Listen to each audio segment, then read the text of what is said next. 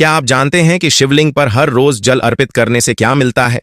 क्या आप भी रोज शिवलिंग पर जल चढ़ाते हैं? अगर हां, तो क्या आपने कभी गौर किया कि इस छोटे से कर्म का आपके जीवन पर कितना गहरा प्रभाव पड़ सकता है? सोचिए, एक साधारण जल का लोटा जब सच्चे मन से भगवान शिव को अर्पित किया जाता है तो वह चमत्कारों की बरसात कर सकता है। आइए, आज एक ऐसी कहानी में डूब जा जो आपके मन को भक्ति के रंग में रंग देगी, आपकी आंखों को आंसुओं से भिगो देगी और आपको भगवान शिव के और करीब ले जाएगी। शिवलिंग यह केवल एक पत्थर नहीं, बल्कि सृष्टि की सारी शक्ति, करुणा और प्रेम का प्रतीक है। हमारे शास्त्रों में कहा गया है कि जो भक्त सच्चे मन से शिवलिंग पर जल अर्पित करता है उसका जीवन पवित्रता से भर जाता है, उसके दुखों का अंत होता है और भगवान शिव उसकी हर पुकार सुनते हैं। लेकिन क्या यह सिर्फ जल चढ़ाने की बात है या इसके पीछे कुछ और गहरा राज छिपा है? यह कहानी एक ऐसे साधारण इंसान की है जिसने शिवलिंग पर जल चढ़ाने की ताकत को न केवल जाना बल्कि अपने जीवन में इसके चमत्कारों को अनुभव भी किया। यह कहानी विश्वास, समर्पण और भक्ति की है जो आपके दिल को छू लेगी और आपको भोलेनाथ की शरण में ले जाएगी।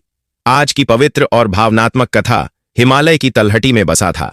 शिवपुरी एक छोटा सा गांव जहां की हवा में भक्ति की सुगंध घुली रहती थी। सुबह की पहली किरण के साथ मंदिरों की घंटियों की मधुर आवाज गांव को जागृत करती थी और चारों ओर ओम नमः शिवाय की गूंज सुनाई देती थी। इस गांव में रहता था रमेश, एक साधारण किसान जिसकी जिंदगी सतह पर देखने में सामान्य थी। उसके पास था एक छोटा सा खेत, एक प्यार करने वाली पत्नी सावित्री, दो मासूम बच्चे राधा और गोपाल और उसकी बूढ़ी मां गंगाबाई। लेकिन रमेश का मन हमेशा एक अजीब सी उदासी में डूबा रहता था। रमेश के खेत में कई सालों से फसल अच्छी नहीं हो रही थी, बारिश समय पर नहीं होती थी और जो थोड़ा बहुत अनाज उगता वे बाजार में अच्छी कीमत नहीं ला पाता। साहूकार का कर्ज दिन ब दिन बढ़ता जा रहा था और हर महीने साहूकार रामलाल दरवाजे पर आकर तगादा करता, रमेश कब चुकाएगा? मेरा कर्ज ब्याज बढ़ता जा रहा है। उसकी कड़वी बातें रमेश के दिल को चाकू की तरह चीरती थीं। सावित्री भी चुपके चुपके आंसू बहाती, लेकिन रमेश को सांत्वना देने के लिए हमेशा हंसते हुए कहती, चिंता मत करो, भगवान सब ठीक कर देंगे। रमेश की मां गंगाबाई एक सच्ची शिव भक्त थी।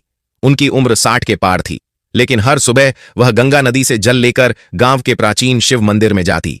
वहां वह शिवलिंग पर जल अर्पित करती, बेलपत्र चढ़ाती और घंटों भगवान शिव की भक्ति में लीन रहती। वह अक्सर रमेश से कहती, बेटा, शिवलिंग पर जल चढ़ाना कोई साधारण काम नहीं है। यह तुम्हारे मन की सारी अशुद्धियां धो देता है। जो सच्चे मन से भोलेनाथ को जल अर्पित करता है उसका हर दुख दूर हो जाता है। लेकिन रमेश को यह सब बातें बेकार लगती थीं। वह जवाब देता, मां, यह सब पुराने जमाने की बातें हैं। जल चढ़ाने से खेत में बारिश नहीं आएगी